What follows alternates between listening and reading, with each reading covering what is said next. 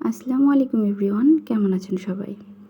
আজ আপনাদের সাথে শেয়ার করব কুশি কাটার এই সুন্দর লেসের টিউটোরিয়াল। আমি এখানে 9টা সুতা নিয়ে নিয়েছি এবং হুক নিয়েছি 1.5 mm। আমি এখানে প্রথমে স্লিপ নট করে নিচ্ছি এবং আমার প্রয়োজন মতো কিছু চেন করে নিচ্ছি। আপনারা আপনাদের প্রয়োজন মতো চেন করে নেবেন। চেন করার পর ইয়ার্ন ওভার করিয়ে এই যে 4 নাম্বার চেনের মধ্যে একটি ডাবল ক্রোশে করে নিচ্ছি। আবারও ইয়ার্ন ওভার করিয়ে পরের যে ঘর আছে সেখানে আরেকটি ডাবল ক্রোশে করে নিচ্ছি। ডাবল ক্রোশে করতে আমরা আসলে কম বেশি সবাই জানি, তো যতগুলো চেন আপনারা নেবেন ঠিক ততগুলোই প্রতিটা স্টিচে একটি করে ডাবল ক্রোশে করে নেবেন। আমি এখানে ডাবল ক্রোশে করে নিয়েছি। এবার আমরা পরবর্তী রাউন্ডে চলে যাব, যার কারণে এখানে আমরা 5টি চেন নিয়ে নিচ্ছি। 3 4 5।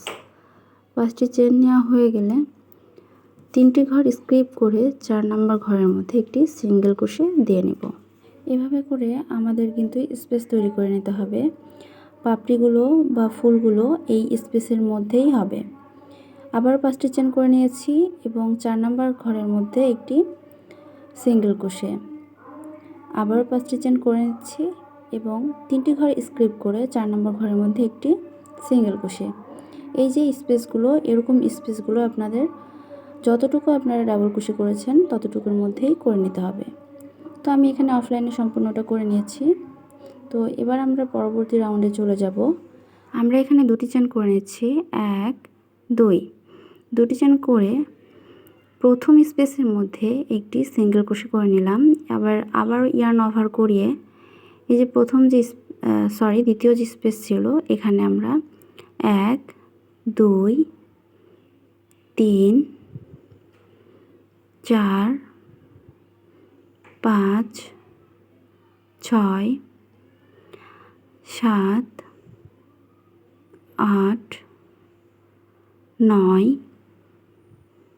10। আমরা এখানে 10টি ডাবল ক্রোশে করে নিলাম।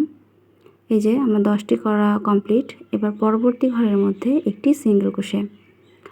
এখন আমরা 1 2 3 4 5 5টি চেন করে পরবর্তী যে ঘর আছে সেখানে একটি সিঙ্গেল ক্রোশে করে দিলাম। আবারও ইয়ার্ন ওভার করিয়ে পরের যে ঘর আছে সেখানে কিন্তু এই সেম প্রসেসে 10টি ডাবল ক্রোশে করতে হবে। তো আমরা আসলে ডাবল ক্রোশে করতে সবাই জানি, তো আমি এখানে দ্রুততার সাথে দেখিয়ে দিচ্ছি কারণ ভিডিওটা অনেক বেশি লং হয়ে যাচ্ছে সেজন্য।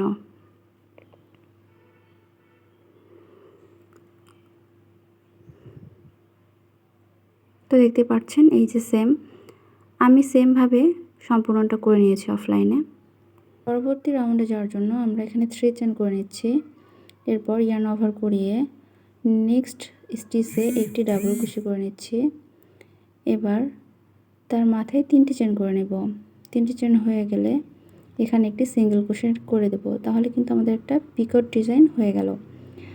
আবারও ইয়ার্ন ওভার করিয়ে পরবর্তী স্টিচে একটি ডাবল ক্রোশে করে নিচ্ছি এবং 3 চেন করে নিলাম মাথায় এবং স্পেসের মধ্যে একটি সিঙ্গেল ক্রোশে করে দিলাম। আবারও ইয়ার্ন ওভার করিয়ে নেক্সট স্টিচের মধ্যে সেম কাজটাই কিন্তু করতে হবে, অর্থাৎ যতগুলো এখানে স্টিচ আছে ডাবল ক্রোশের সবগুলো ডাবল ক্রোশের মাথায় একটি করে ডাবল ক্রোশে এবং একটি করে পিকট ডিজাইন করতে হবে। একটু ভালো করে লক্ষ্য করুন, খুবই সিম্পল একটা জিনিস, আপনারা একটু মনোযোগ দিয়ে দেখলেই অবশ্যই পেরে যাবেন। প্রতিটা চেনের মাথায় আমি একটি করে ডাবল ক্রোশে এবং একটি করে পিকট করে নিচ্ছি।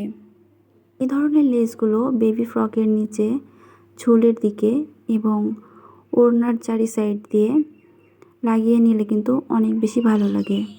আপনারা চাইলে কিন্তু খুব সহজেই এগুলো ঘরে বসে করেই লাগিয়ে নিতে পারেন।